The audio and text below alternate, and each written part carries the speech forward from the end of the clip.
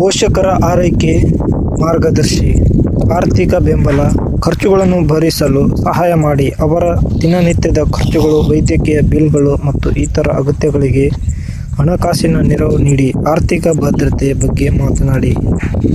ನಿವೃತ್ತಿ ಯೋಜನೆಗಳು, ಉಳಿತಾಯ ಮತ್ತು ಆಸ್ತಿ ನಿರ್ವಹಣೆಯ ಬಗ್ಗೆ ಅವರೊಂದಿಗೆ ಚರ್ಚಿಸಿ. ಅಗತ್ಯವಿದ್ದರೆ ಸಹಾಯ ಮಾಡಿ.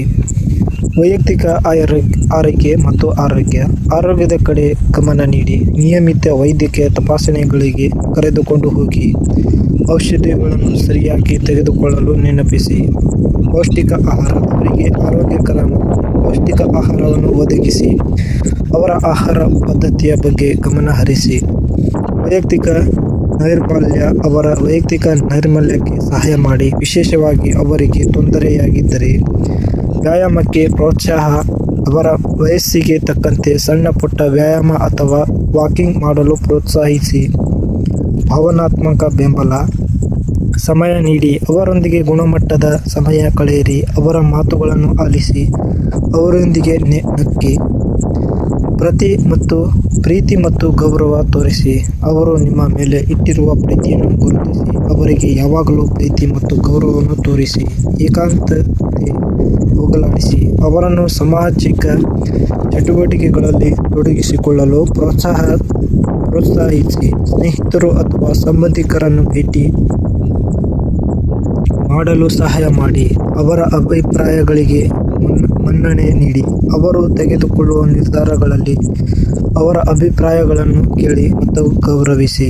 ಪ್ರಾಯೋಗಿಕ ನೆರವು, ಮನೆಯ ಕೆಲಸಗಳಲ್ಲಿ ಸಹಾಯ, ಮನೆ ಸ್ವಚ್ಛಗೊಳಿಸುವುದು, ದಿನಸಿ ತರುವುದು, ಬಿಲ್ಗಳನ್ನು ಪಾವತಿಸುವುದು ಮುಂತಾದ ಕೆಲಸಗಳಲ್ಲಿ ಅವರಿಗೆ ಸಹಾಯ ಮಾಡಿ.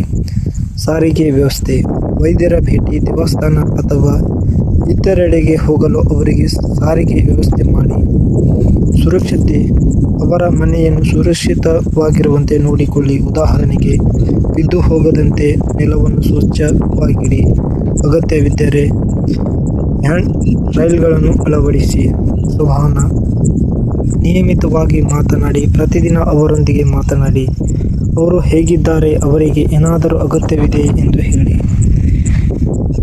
ಸಮಸ್ಯೆಗಳನ್ನು ಚರ್ಚಿಸಿ, ಅವರಿಗೆ ಏನಾದರೂ ಸಮಸ್ಯೆಗಳಿದ್ದರೆ ಅದನ್ನು ಕೇಳಿ ಮತ್ತು ಪರಿಹಾರ ಕಂಡುಹಿಡಿಯಲು ಸಹಾಯ ಮಾಡಿ. ಸಮಾಧಾನದಿಂದಿರಿ, ಅವರು ಕೋಪಗೊಂಡಾಗ ಅಥವಾ ಏನಾದರೂ ಹೇಳಿದಾಗ ತಾಳ್ಮೆಯಿಂದ ಕೇಳಿ. ನಿಮ್ಮ ಪೋಷಕರನ್ನು ನೋಡಿಕೊಳ್ಳುವುದು ಒಂದು ನಿರಂತರ ಪ್ರಕ್ರಿಯೆ. ಇದು ಪ್ರೀತಿ, ತಾಳ್ಮೆ ಮತ್ತು ಬದ್ಧತೆಯನ್ನು ಒಳಗೊಂಡಿದೆ. ನಿಮ್ಮ ಪೋಷಕರ ಅಗತ್ಯತೆಗಳು ಬದಲಾಗಬಹುದು, ಆದ್ದರಿಂದ ನಿಮ್ಮ ಆರೈಕೆಯನ್ನು ಅದಕ್ಕೆ ತಕ್ಕಂತೆ ಹೊಂದಿಸಿಕೊಳ್ಳುವುದು ಮುಖ್ಯ. ಇನ್ನಷ್ಟು ಮಾಹಿತಿ ಬೇಕಾಗಿದೆಯೇ? ನೀವು ನಿರ್ದಿಷ್ಟವಾಗಿ ಯಾವ ವಿಷಯದ ಬಗ್ಗೆ ತಿಳಿದುಕೊಳ್ಳಲು ಬಯಸುತ್ತೀರಾ? ಕಮೆಂಟ್ ಮಾಡಿ ತಿಳಿಸಿ.